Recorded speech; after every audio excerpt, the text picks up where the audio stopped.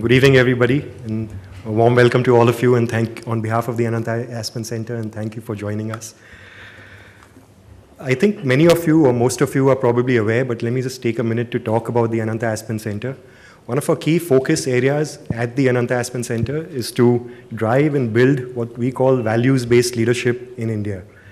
As part of this, we run many programs. There are several leadership and values-based programs.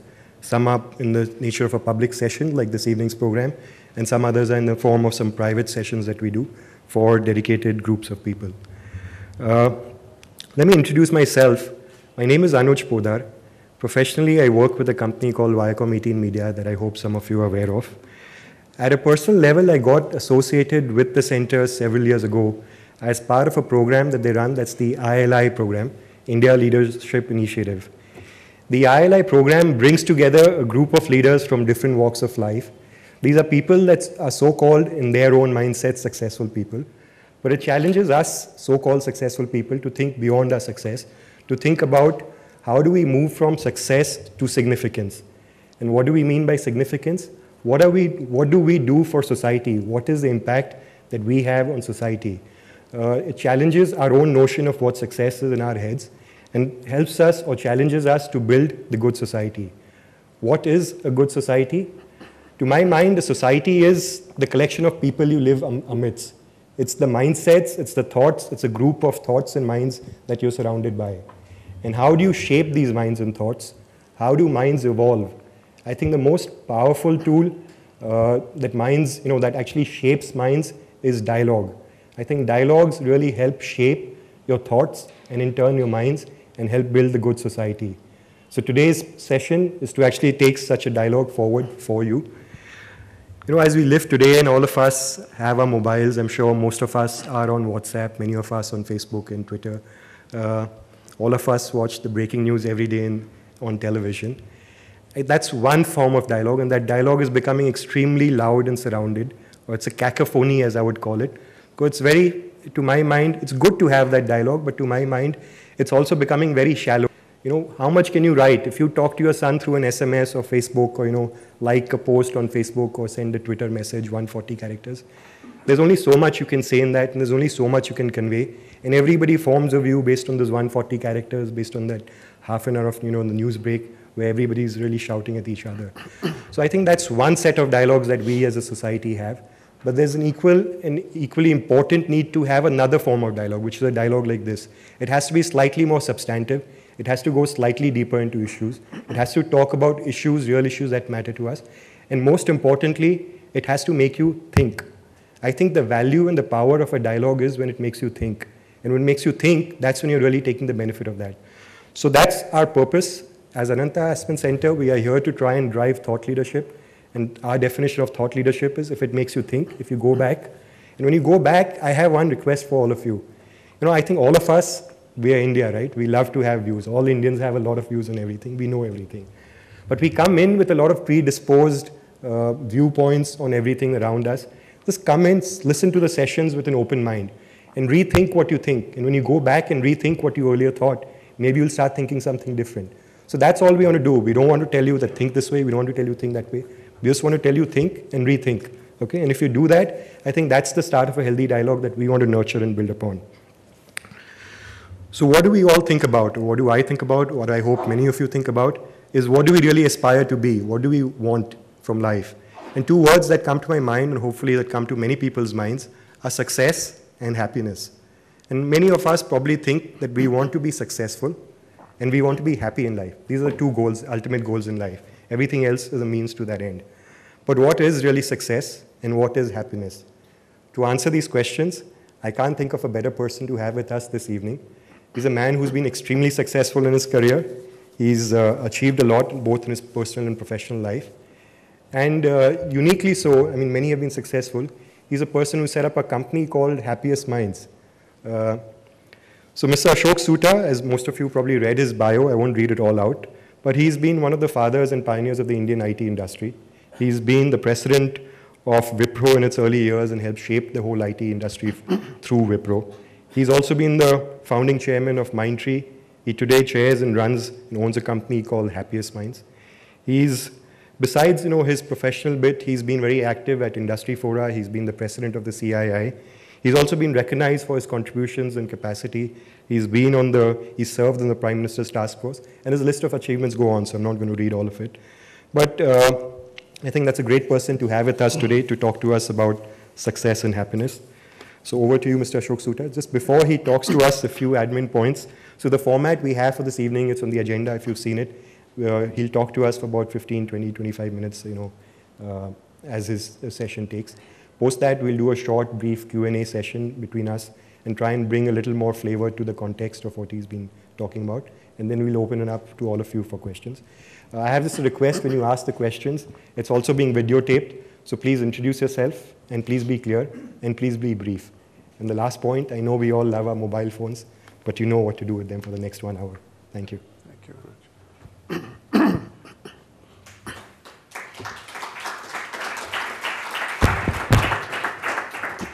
Good evening, ladies and gentlemen.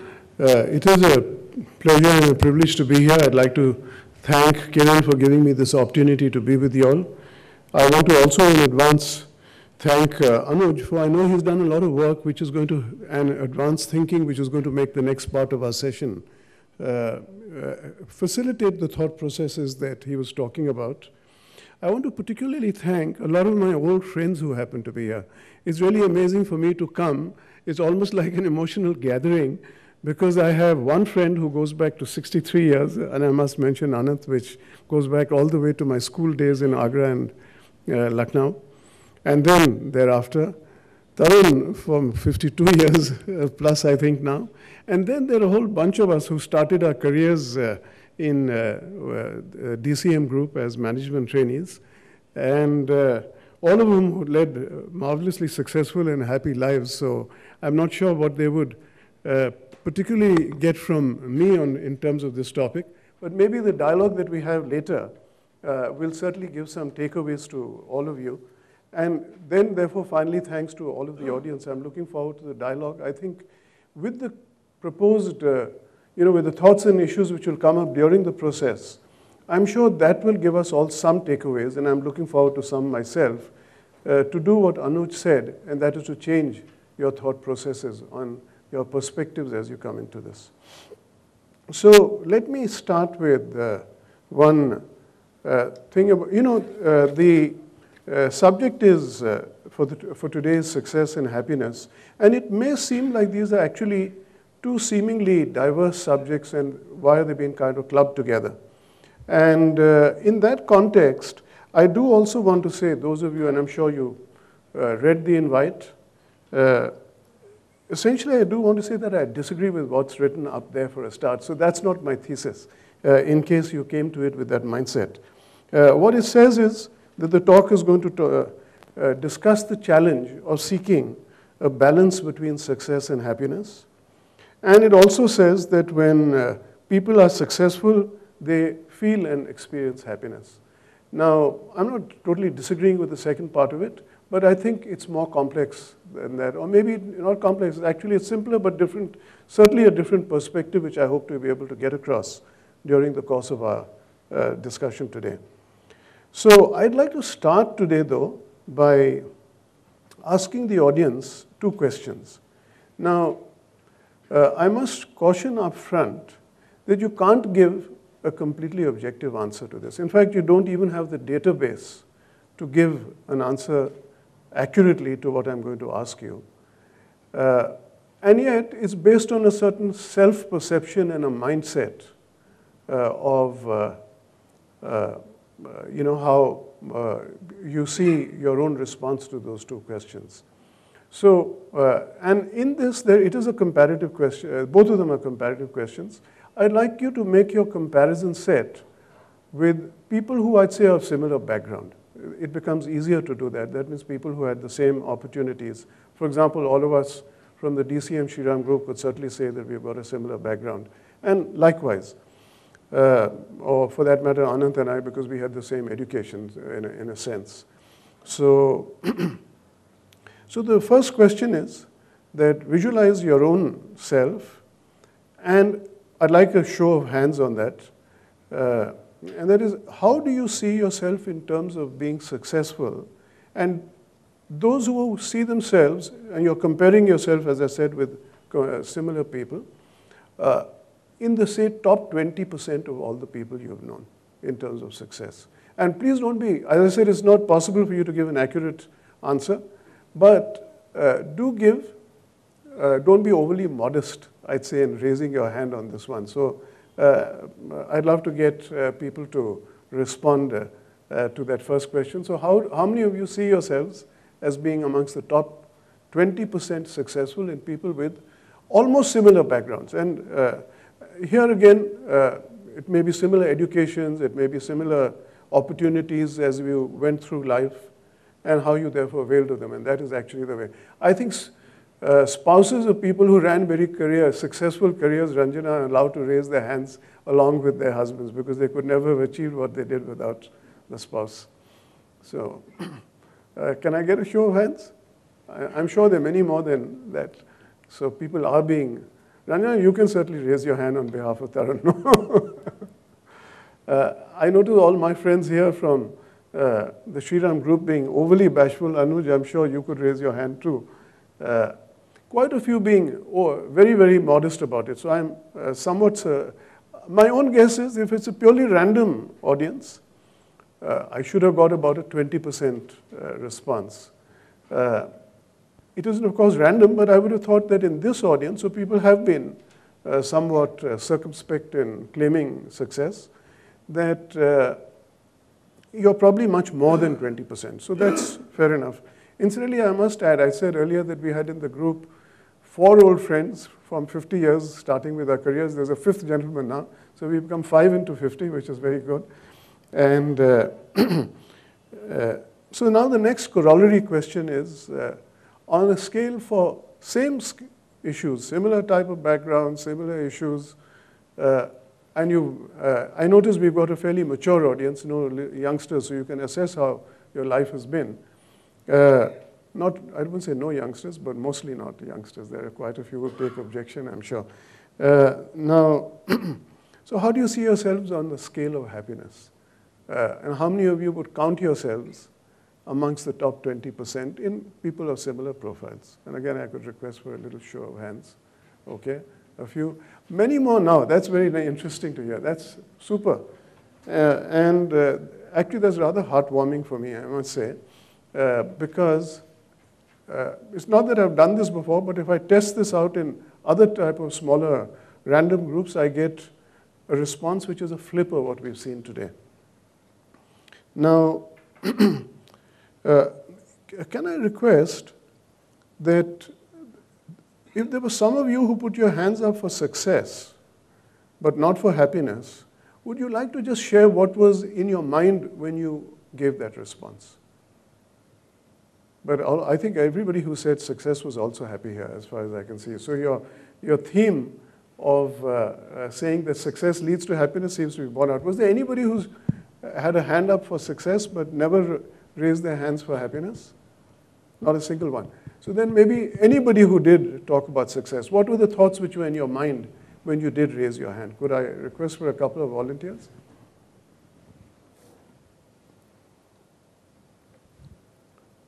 There are quite a few people who should have raised their hands but didn't, but that's another matter.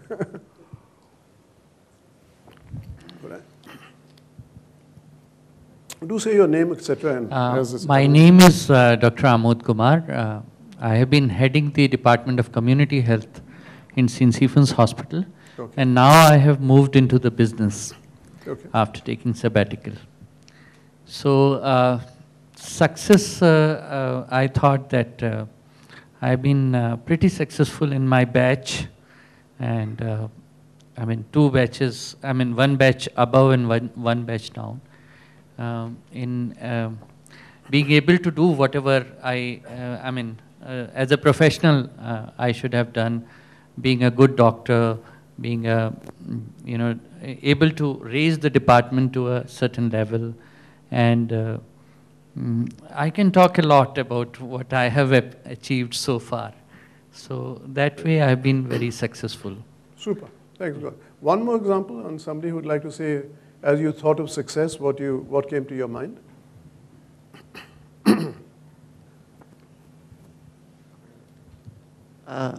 My name is Naresh Sagar. I have been an employer since, I left my graduation. Now, I have a different story, sir. When I see the success, I fear my success. And when you achieve a success, you don't have anything other to do. So success is not that all happiness. Success sometimes brings depression also. No, but I'm going to give you, you're Just getting give me into one issues more which might come through in our dialogue. Yeah. I'm actually asking you, if you raised your hand to say you were successful, what went through your mind in describing yourself as being successful? Yeah, I'm coming to that. Once you enter in any part of a field to which you have never entered and you find yourself being appreciated, it's a part of your success. Even if you have not played any game, and if you start playing that game exceedingly well, it becomes your success.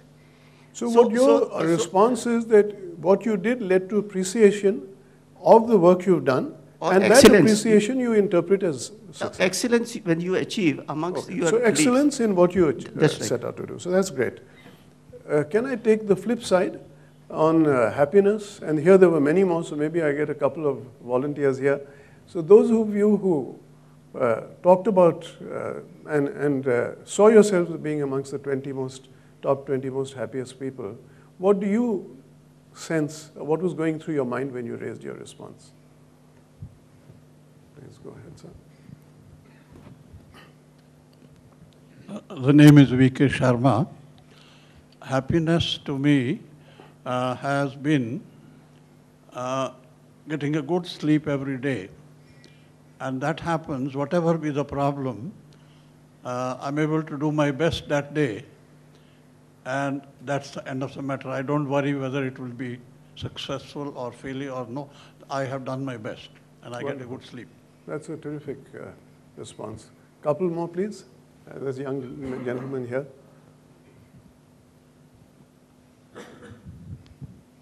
Hello, I'm Anshuman Sood. I'm a lawyer. I didn't pick up my hand for success. Okay. Because I thought success, we related with money mostly sometimes. So maybe we have achieved, maybe we haven't. But happiness is more with us individually. And if you have a happy family, you're able to do what you want. So that happiness, I think I have achieved. Yeah. That's good. That's a nice response. What's your name again?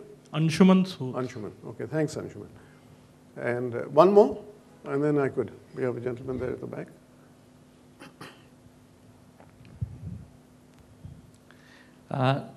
For last 23 years, I have very strongly, impacted lives of people whom I have been serving very closely in the slums I used to work. So I can see several faces who, I can be very proud of. Some kids are doing their own business, they have set up their own offices.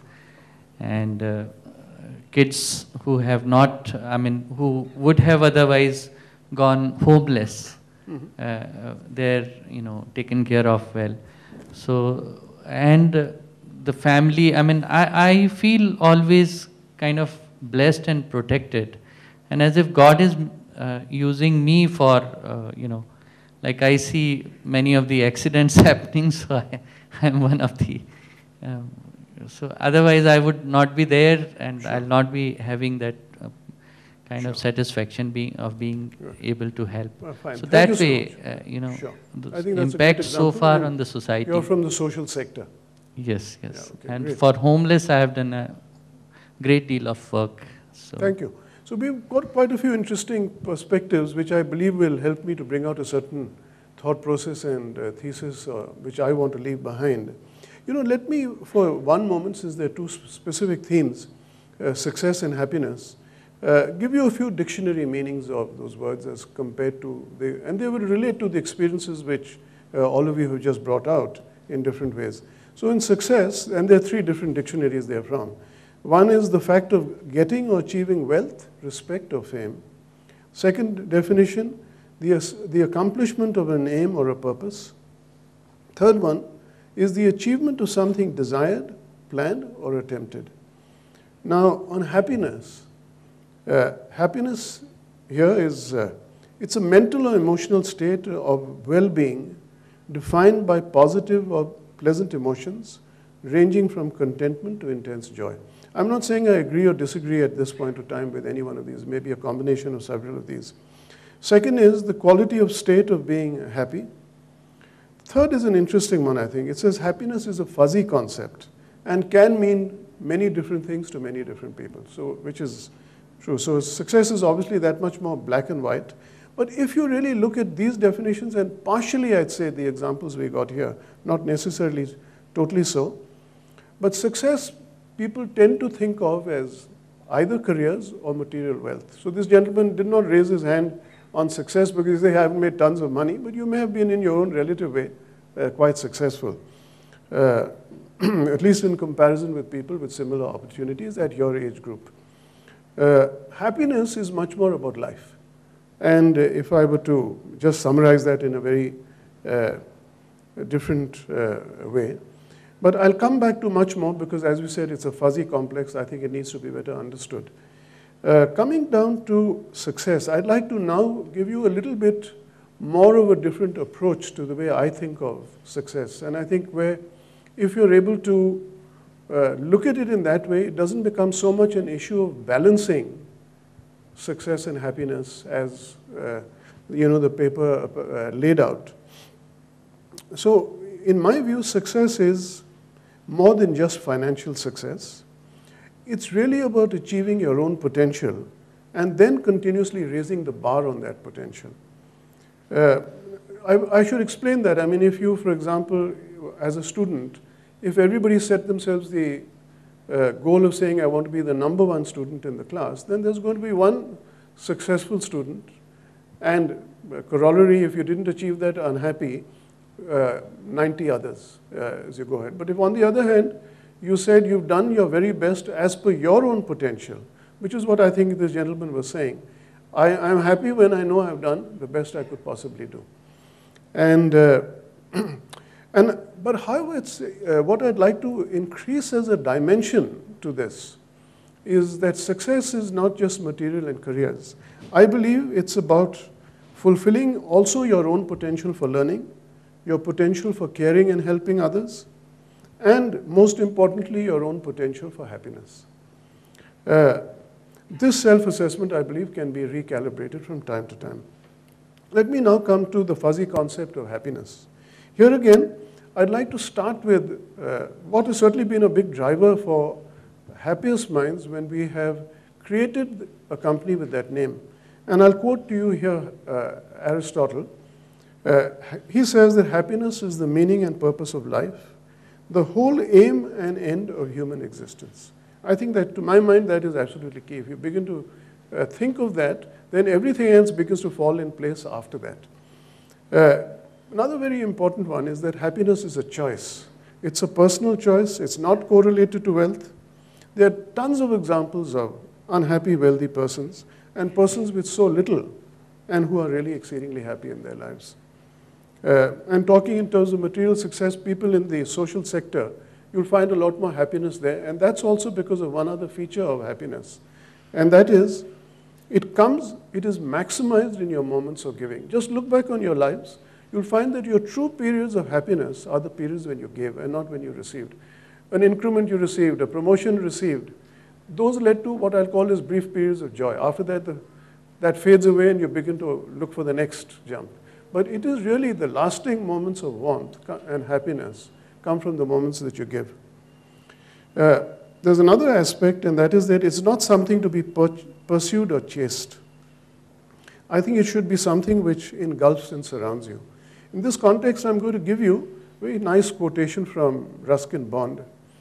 He said that happiness is elusive as a butterfly, which should never be pursued, but if you stay still, it may come and settle on your hand. However, he then adds that this will still be a very brief encounter because he's likening it to a butterfly though, and we must savor those moments, and for they will not come very often. However, this is where I disagree with him. I think that if you make it a way of life, if you let it really truly engulf you, then it should be a warm glow which is with you all the time. So yes, it is not something to be pursued. It is something that you allow to settle on you and surround you, and yet certainly need not be fleeting or temporary. I think that happiness should not be trivialized and confused with what I call as spikes of joy and even troughs of disappointment. It is a mindset. One other important thing I must tell you about happiness is that people don't invest enough in what really makes them happy. And therefore, when they look back on their lives, they find that they have regrets. And this is again based on research. A person called Dr. Bronnie Ware, who sat with people who were in a stage of terminal illness and asked them what were their regrets. And then they identified that they truly had not invested or spent their time on the things which would have made them happy. For a brief moment, and this is not intended to be at all a talk about Happiest Minds, but I must tell you that having named the company as Happiest Minds, I thought I could discuss with you a little bit about how we've gone about it and our approach to happiness at Happiest Minds. So, you know, we have the simplest mission statement. It's happiest people, happiest customers. But there's a very big difference in these two statements, in the intent behind them. For people, we say, we are here to help enable that, to create perhaps an environment to make you conscious about what is happiness. But we are not going to make you happy. That's not our goal. That's your choice. We can't make anybody happy. It is a personal choice. We move away from that, the onus is on us. Anytime there's a small policy, then say, hey, you call yourself Happiest Minds, but we are not happy with it. But that's how they respond is their choice. And the same thing will happen to you in other incidents in life. There may be traumatic incidents. How you respond is really a personal choice. But for customers, there is an implicit promise. For customers, the implicit promise is, one, that happiest people should lead to happiest customers. And it says that we will deliver to you an experience which would make you happiest customers. How do we go about it? Very briefly, I think it really comes through a few practices and rituals that we develop. First of it is, again, based on the research, where people look back on their lives and regret because they don't know what makes them happy. So whenever a person joins Happiest Minds, we ask them to articulate what makes me happy. Then we ask them to take stock of what have they done on that score themselves during the course of the year. So everybody writes that up. That's announced when a person joins, and we put these up on walls, etc., also for people to see that these are the issues which people need to be continuously investing on. The second one is linked to this whole point of happiness when you give. So whenever we achieve what we call, instead of landmarks or milestones, we call them as smilestones. So we celebrate those with acts of giving. We give 50 meals towards this is the government's Akshay Patra program, where we would give 50 meals in the name of each of our team members, each Happiest Mind as we call them, and 100 in the name of each customer. We've set ourselves a goal of reaching 1 million meals by the time we go public, which is hopefully another 3 to 4 years from now. We've reached 350,000. Hopefully there'll be more and more milestones, and we celebrate that. So instead of everybody saying, let's have a big party, we've done $50 million this quarter, we'd say, that's fine. I mean, we can have small parties on certain occasions. But really celebrate this through an act of giving. And people, it brings a lot of pride, I must tell you, to people. The third is beginning meetings with an expression of gratitude. All of us have so much to be grateful about, but we don't remember. You enter into your morning's meeting and say, I'm going to be questioned about God knows how many different issues, targets, what's missing, and so on and so forth. And so there's a lot to be grateful about. And I think it's important to begin that and recount that and get a few people into, therefore, a positive mindset of what do we feel really happy and positive about. I think it's a great thing to begin that if you can during the day. You may or may not have noticed it, but I did begin my meeting today with expressing my gratitude here. And the other thing is, and this is a new one, which I think we really have to, you know, we have a very unusual position in our company called Happiness Evangelist. I believe we must be the only company in the world which has that role. She's very well qualified. She is a PhD in well-being. And however, what we've said is that, since happiness is a personal choice, she can't be going around making people happy. That's not it.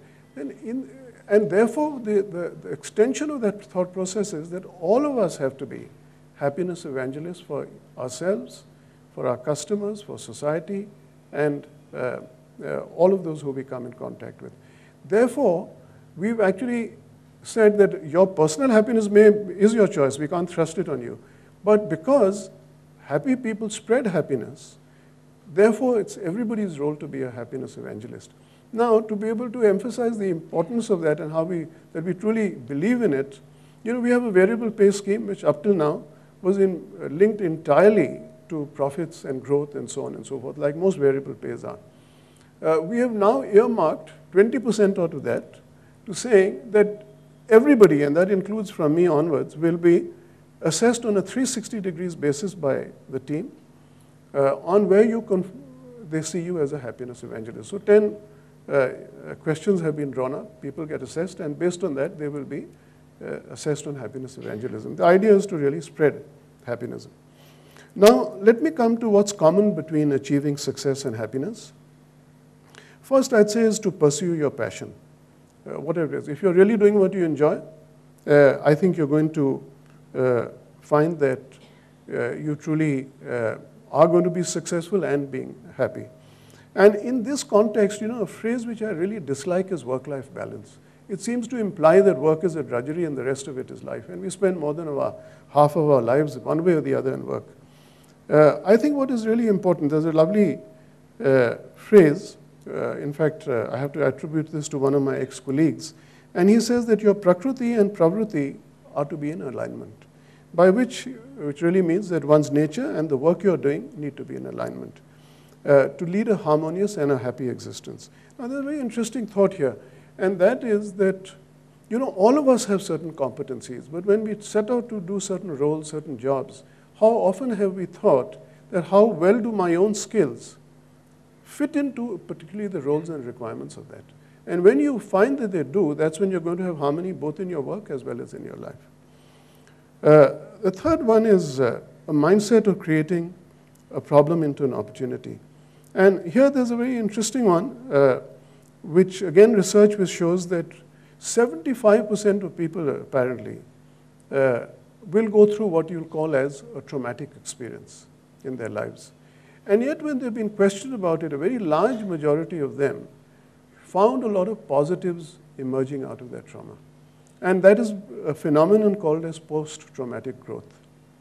I must confess I led what I thought was a truly completely blessed, lucky life. I never had any reason to believe I had any such concern to learn from, until two of them came in very rapid succession, and the objective is not to get into details. But both of them, when I look back on them, I really believe were tremendous blessings in disguise. And in a way, it was also then a question of saying, how do you look at any problem and convert it into an opportunity? Certainly one of them, I can tell you, led into my becoming a serial entrepreneur. The third one is a sense of well-being, and physical health becomes very important in that one. Therefore, I think it becomes an obligation for all of us to see what you do in terms of sustaining that. Now, I should also caution here that, look, bad health can, in spite of the best habits, strike any one of us. Today, as all of us get older, you've got higher propensities for cancers, for heart attacks, so many other illnesses. And yet, I'll tell you, there are innumerable examples of people who then never let that setback impact their happiness.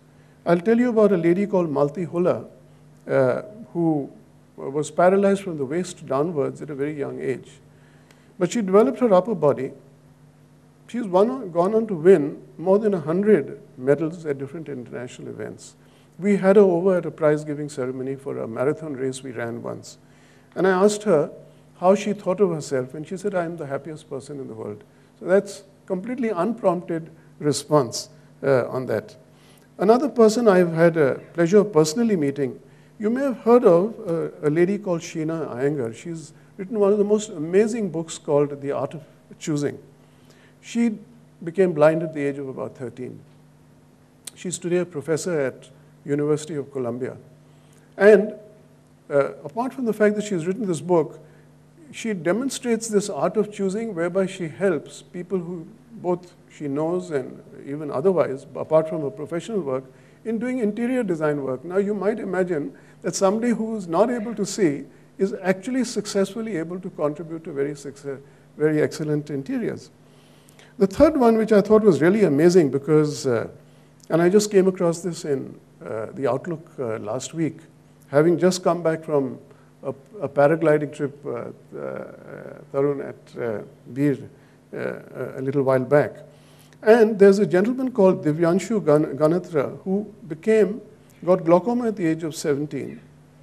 And he is now the first solo paraglider, not assisted paragliding like I did, where you've got a trainer behind you. Solo paraglider from the country. Because on his own, he can't see. Of course, there's a help from technology. But he actually goes out. You might say, good Lord, he could land on top of a tree or not take off at the right time, and that would be fatal. But you can imagine how much satisfaction and happiness people have got by overcoming those deficiencies or disabilities. Then I would talk about another aspect for success and happiness is what I'll call as honest self-assessment and self-awareness. I'm going to now move on, and actually I'm going to really wrap this up because I think we should move on to our dialogue in interest of questions. However, I'd like to just conclude by saying overall, and coming to what is really my own thesis, I'd like to take you into something which came through from a very surprising source. I don't know, many of you would have read or heard about Clayton Christensen. He is one of the best and most renowned professors in Harvard Business School. He's the author of The Innovator's Dilemma and The Innovator's Solution. But he's also a very deeply spiritual person. And one of the things that he asks in one of his essays on the subject is, how would you measure your life? And in a sense, the issue that I've been really raising with you is, are you going to measure it in context of either the careers you've built, the millions you've earned, or are you going to measure it in terms of the good you've done for others and how you have, in a sense, maximized and spread happiness as you went along? And finally, again, bringing you back to the Aristotle quote of happiness being the meaning and purpose of life, the whole aim and end of human existence. In effect, the thesis of my talk really here was that success without happiness is not success. And therefore, the two really actually converge in the context of saying that what really counts is a truly happy life. So thank you very much.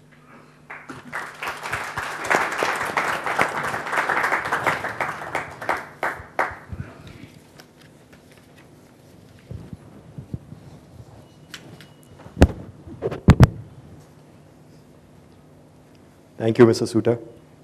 So I'm going to do a few questions before I turn it over to all of you in the audience. Mr. Soota, I think that was an extremely enlightening talk, and I think you had a lot of descriptions or definitions from the dictionary, from other people. I want to delve a little into your personal journey and your personal life. And I'm sure, today as you stand and share these views with us, your views on success and happiness would have changed in the course of your own journey. So can you correlate for us your journey or some key milestones and how that's helped shape your views on this? Just to add another element to that, I don't know if you have children, how do they think? Do they necessarily agree with you today? Or I think they may be in a different phase of their life. And it's a journey that they have to experience for themselves, because they will not necessarily listen to preaching, but they will have to. But I'll take the last one up first, because you've obviously, while you've done a fair bit of research, you may or may not know, and this may seem like a little anomaly that I'm talking here about happiness in a sense, and I happen to be a single person. But I'll tell you there's a big advantage on that. No, there's nothing to be sorry about. I'm quite happily single also. But having said that, I have got lots and lots of nieces and nephews, and I'll tell you one other big plus about that. People listen to their uncles much more than they listen to their parents. So I can really dialogue with them. So do they agree or do they not agree? It's seldom that we have this sort of a philosophical discussion with them. As you can see, there are not too many very young people in an audience like this. And that is why actually we are talking to our people and making them aware of what makes them happy now. Because they begin to think of it in a much later time frame, whereas they should be really thinking of it much earlier. Now, coming down to, you talk about milestones, and again, I had not really intended this to be so much of a talk on personal, but I'll talk of success here much more in the material context and happiness also, in what led into some of my own thought process. I think on success, and I think many of my colleagues, the 5 into 50 I talked about here, I think we must all acknowledge that we had, I think, the benefits of having one of the best trainers who gave enormous responsibilities to all of us at a very young age, and that's Dr. Chardram. And that brings you on to another thing, and that luck plays a huge part. If I were to talk of all the luck I've had in my life, and therefore also think of it with gratitude, but I would also add to that, that you do have a role to play in making your luck. So I think that's the issues on, on the success side. I think decision making is also important on success. I can certainly say this, I only changed my job twice in my life. The first one was a huge salary reduction, and I gave up the fact that I got a car the year I started working. And the second one was to join a company which was 1/7 of the size of the company I was leading. But clearly there were decisions made, keeping a view towards the future. The thing on happiness, I think that's been in a journey I think I went through several stages. Firstly, self-assessment, and I talked about that. I took this up at a fairly early stage. Right in my first 2-3 years of working, I drew up something. We didn't have an appraisal system in our company at that time. But it was my own form of looking at myself. But that led into self-awareness in a much deeper way, in a more spiritual way, if I may say. And that was largely influenced by a book called Wellsprings. It's written by a Jesuit priest called Anthony de Mello. And I think the exercises in are just fantastic. So the first one, for example, says if you visualize that your life is coming to an end and you look back on it and you look back on your life and you ask yourself several questions. Like one of them was, what is your unfulfilled desire? And when I answered that question in honesty, I said the one unfulfilled desire was to become an entrepreneur. Second was to write a book, which I still haven't done. But so I think that process of self-awareness which came, and then the journey towards actually beginning to think about happiness itself. And I think this was evolving. It was a really natural movement and found expression in the fact that we created Happiest Minds. Okay. In the opening bit, when you asked some questions on people's views on success and happiness, and the gentleman there said he's happy because he gets good sleep. And that's making me think, there's happy and there's successful. And I was trying to think about when we think of who do we idolize. So let's remove it from us to when we look at icons or heroes. Typically, if you agree with me, most of our heroes or icons are people who are successful. We idolize them because they're successful. He's Dhoni, he's Prime Minister, he's head of a company, etc. We rarely idolize people simply because they're happy. So I'm trying to delve into what is coming back to what is the definition of success. And is it necessary that it's people who achieved fame, achieved monetary success, achieved a position of power? Sure. Society only views them as successful people?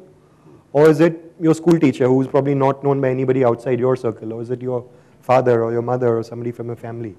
Sure. So why is success in the larger societal context looked upon or a tag given to these immensely iconic people and not necessarily simple people? And I suppose the answer to that is very simply that one is visible and the other is not. I mean, frankly, even here, it's very difficult for somebody to say that these are the happy people. I think there's perhaps a different angle to this, is that what we as society should value more and recognize more. And that is happening. So today, people do value and recognize people in the social sector. You realize how much they're doing. You'll see, if nothing else, they become the icons through the international awards that they become eligible for. I mean, sometimes it takes an international award for us to realize what's happening in our country and who are the people. They truly become icons overnight, And so there is an awareness about that. And yet, of course, the more visible ones are your political leaders and the people. Whether they're happy in their lives or not, frankly, who knows? Okay. So let me flip it over. We've only spoken about success and happiness. Let's talk about failure. I think to understand success, we need to understand failure. Okay. One of the examples to my mind is Steve Jobs. I think his biggest learning came from failure, not necessarily from success. And learning for all of us came from his failures and other people's failure. Sure. Can I ask you to delve back into your personal journey? What were your moments of failure which put you into a dilemma or which you learned from? Sure. Actually, there are 2-3 questions almost into the same thing. But one thing I'll tell you, and I actually disagree with you on your observation on Steve Jobs. Again, this is research which says that you should, all the management books will tell you that you should learn more from your failures. They're very important. And of course you should. You should certainly try to avoid repeating the same mistake over and over again. But I actually believe, and this is what research shows, that it's far better to learn from your successes than your failures. And that is because your successes then point you to your core competencies, your capabilities.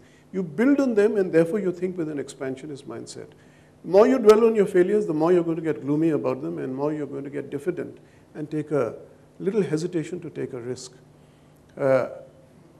I think that, and therefore from that angle, I think that's a perspective which I come in. Failures, I think in the course of a career, there are really dozens of them.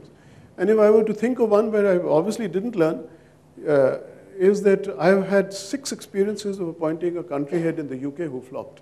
And it's a very expensive decision in context of opportunity cost. But again, I can't pinpoint what it is because it was a people decision which led into finding a successful country head for a given geo. I think the issue also about what leads to failure in terms of experience, I think is really, firstly is the fear of failure in itself, and an ability to take balanced risks is what I would say. Coming back to Steve Jobs, the fact is that Steve Jobs was a genius. His failure, if you ask me, there was not the mistake. The big plus was that he probably had a benefit of looking back at the years, not what he did wrong. What he did wrong was frankly bringing in Scully, who then got him out of the system, and maybe Scully did him a great benefit because that gave him the opportunity to go out and look at things with a perspective, not with a view of saying, what was it that I did wrong? Because I think he did more of what he did well, in a dramatic way.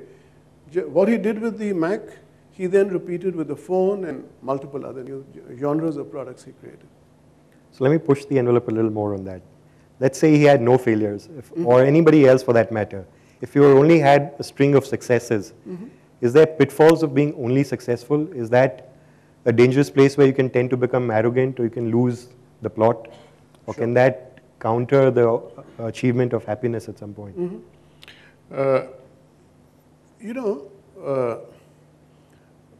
Firstly, again, it has to be a hypothetical question because nobody could have no failures. But of course, one of the seeds for failure after success is arrogance. So the moment you lose your humility, you lose the fact that yes, there are hazards around, you don't acknowledge all that the system has helped to do to make you successful. Seeds for failure.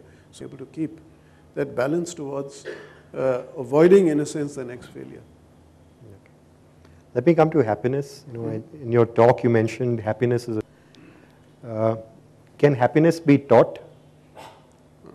Okay, that's obviously an interesting one. I think happiness hopefully can be inculcated as a mindset, which is what we are seeking out to do. We are not seeking to teach.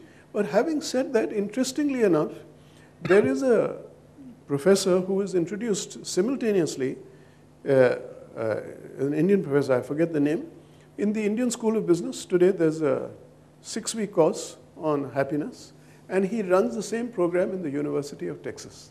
I could, for anybody who's interested and wants to enroll, I'd be happy to provide you that. So certainly he does believe that happiness precepts can be taught. And then after that, I think you've got to live life. So let me move the happiness discussion back away from just the individual to a society or to a country. And there's, for example, there's Bhutan, which as its measure of success or growth has not GDP, which is economy, but gross index of happiness. There's famously all the Scandinavian countries which are known to be happy countries. Sure. So is happiness always a function of human individual choice, or is it a function of how the society collectively deals with its issues, deals with happiness, deals with its outlook to life? Sure. You know, when you come to societies, firstly, I'm very wary of these surveys because you're comparing, you know, the words themselves are so complex. As we've seen, it's a fuzzy concept. When you go to this, happiness means different things to different people. When you run these surveys, I think you come up with very distorted results. I think in terms of a base, there's probably more similarity between somebody in Bangalore and Silicon Valley than there is between Bangalore and rural Karnataka. And to ask the same question and come up with an index and say that India is 130th on the happiness index, I think is very misleading. I think for societies, what really counts, if you ask me, is how much social capital are we building? What is it that we are doing which is, in a sense, leading to positive attitudes? And I think before we even begin to measure happiness in that sense, I find it very difficult to say what would be the gross national happiness of our country, like say Bhutan is set out to do, maybe an easier job for them. The UK is, I think, on its way towards doing that. In a country like ours, where we have people who seem to have some of the strangest priorities, we have so much violence against women, discrimination against people on basis of so many different categories of individual preferences they get discriminated against. You've got somebody whose major priority in life is to come in power and then, okay, I'll ban beef one day. Somebody who's talking about, making India into a Hindu nation. I think if you have those sort of priorities, you're only going to create a negative mindset in the society. That's not going to build social capital. I think what we really need to do is to first build the social capital. I think happiness will follow after that. So we've really got a long way to go as a society. At an individual level, I think is the issues I've already talked about. Sure, thank you. It's 6 p.m., so I'm going to extend this by about 10 to 15 minutes to give all of you a chance. So it's over to all of you. Questions from the audience, please. And I have a request, like I said, please introduce yourself briefly and please come directly to the question briefly.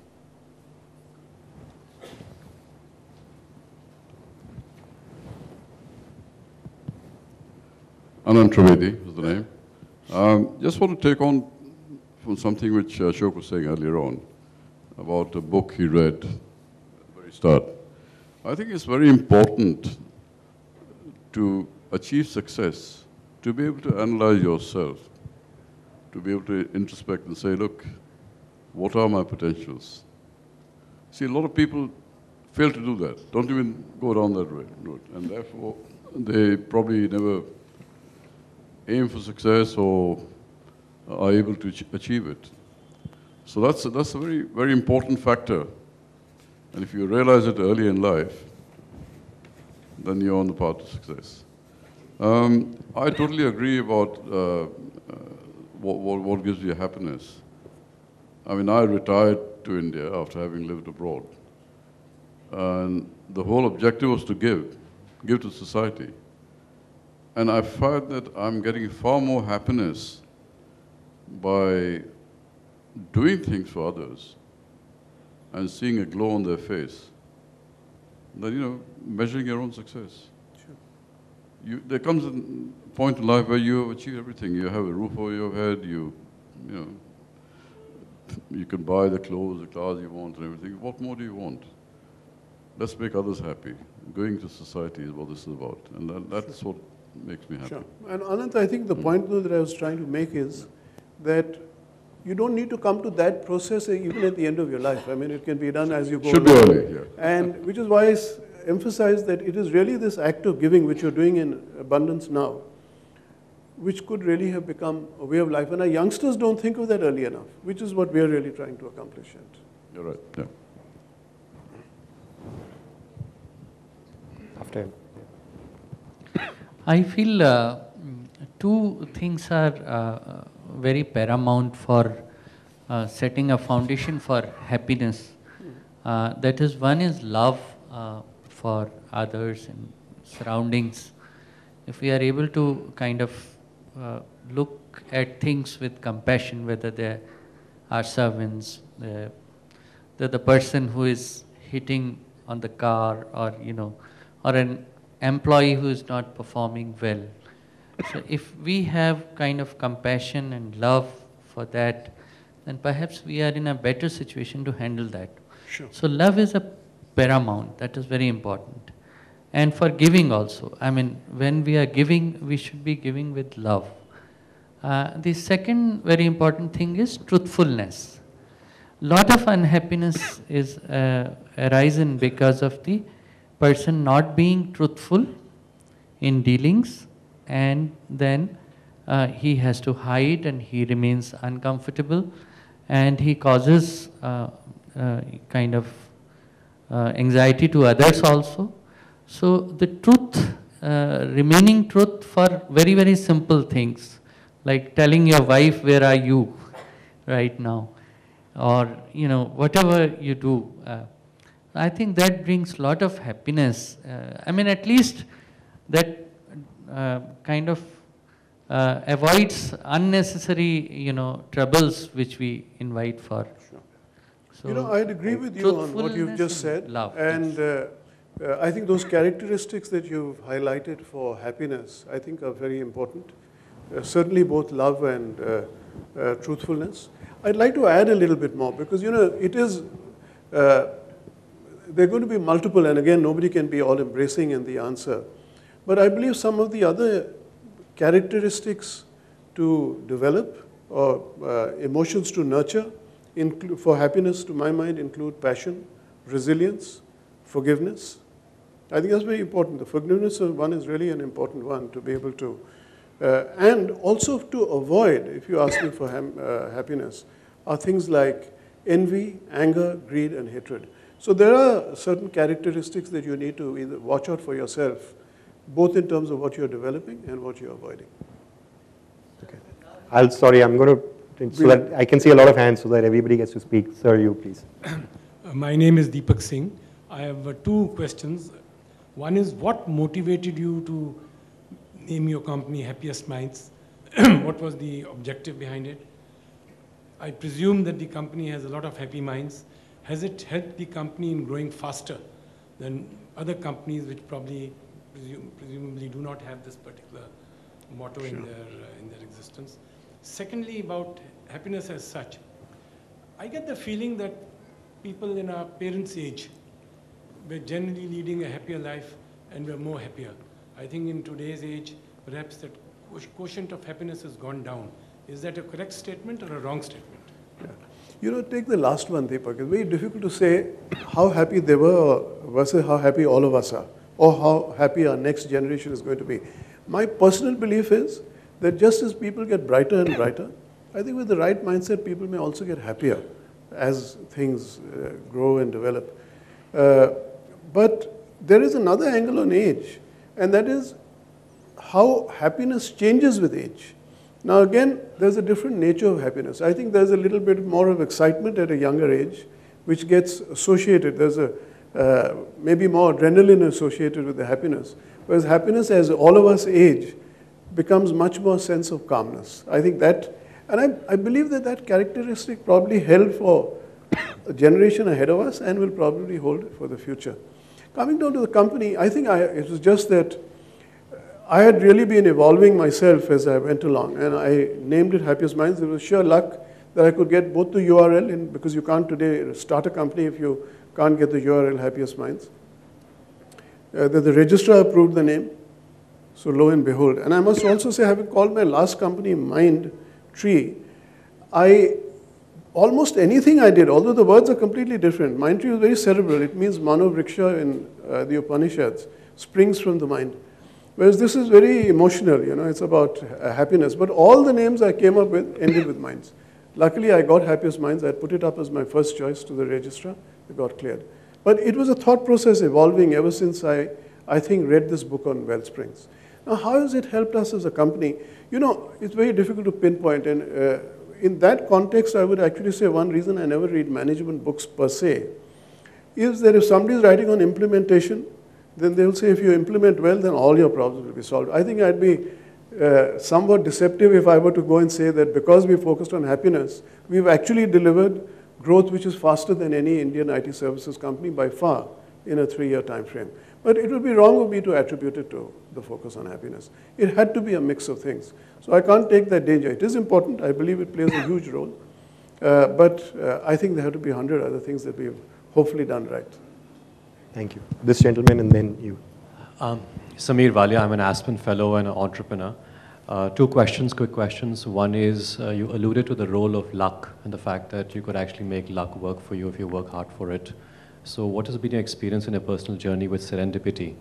The second question is taking on from the question right now, is that in your company, do you find that your retention rates and your customer stickiness, two very key things in IT services company, are better than peers? And therefore, does it really vindicate your entire effort to infuse happiness in the company? Sure. Thank you. On the second one, even if we hadn't quite had, let us say, end results in terms of hard numbers, I have to say it vindicates, because it's a belief. You set out to do it as an end in itself.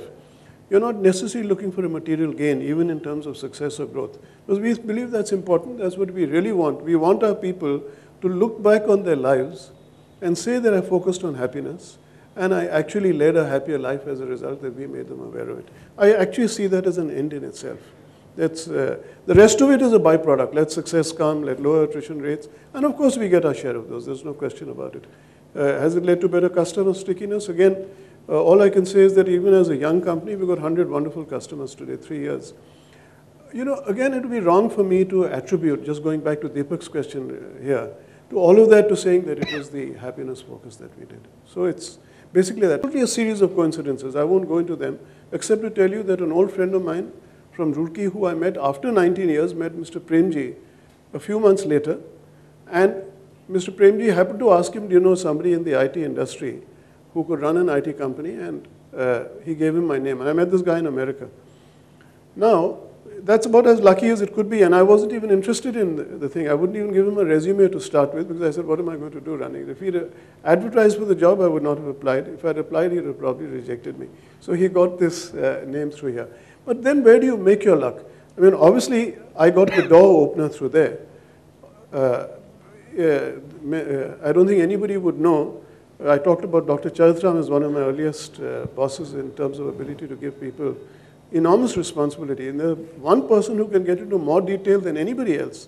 And because he thinks his CEO decision is the most important one, is Mr. Premji. And one single interview of his, and it wasn't the only one, was 14 hours. So there had to have been some substance behind to follow that luck. So it was luck and making your luck. Thank you. Sir. I'm Arvinda Brara, Chairman and Managing Director of Mantech Consultants, good friend of Ashok. Just wanted to bring in two elements between success and happiness. And those are that to be really happy, you have to control your wants. I mean, the ideal happiness state is that you have no needs whatsoever. Mm-hmm. And the other element is belief in God. So how do you figure these two into your range of success and happiness? Yeah, no, this is very interesting. So one is, you said needs to be minimized, and the other one is, of course, belief in God. There's one, let me just, and the tricky ones, the moment you get into religion, you've got something to be careful that you don't hit into a minefield. I do believe that people with very deep religious faith is a great sense of happiness and satisfaction to them. Where I'm against it is where you have in a religion which says you're only going to be salvaged or get salvation, or you'll go, if you're in this particular religion, you're assured of going into heaven with all of its rewards to offer.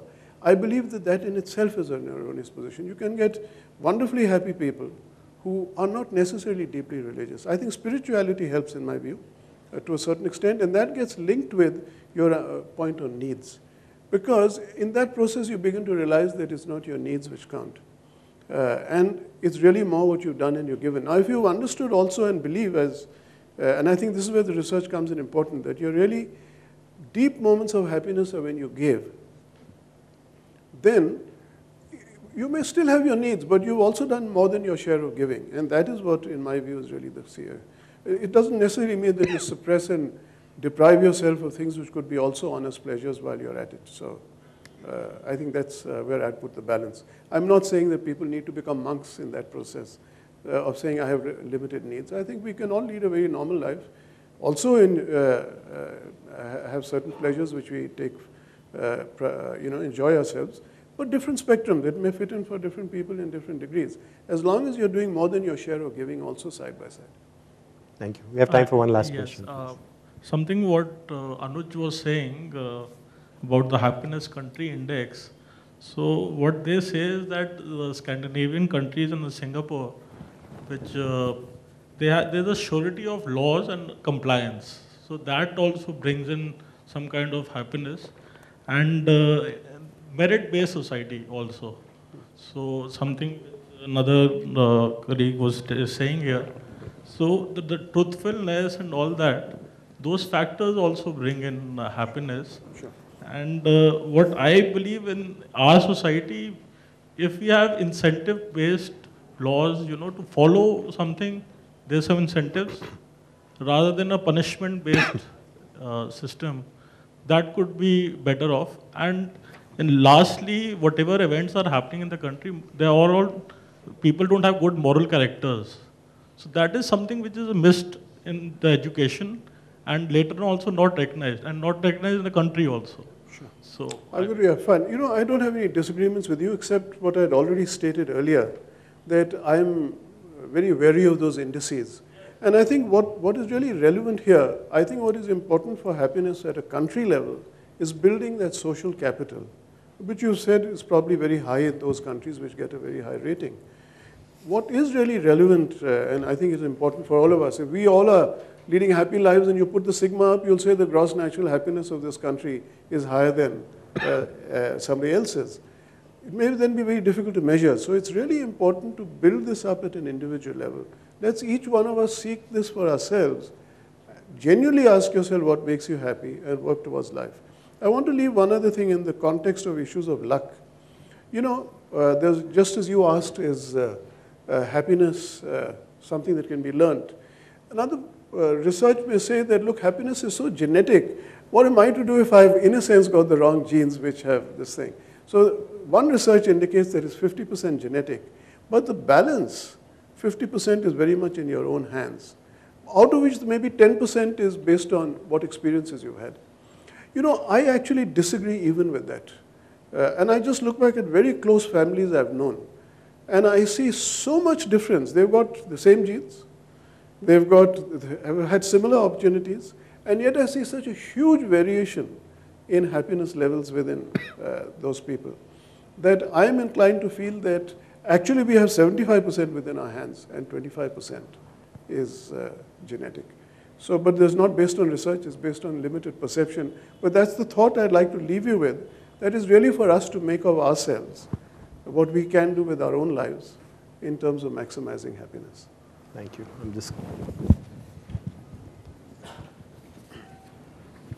So I just want to wrap this up and thank all of you. To wrap up, I just wanted to share two thoughts that I came in with on the definition of happiness and success, and Mr. Soota has added many more to that.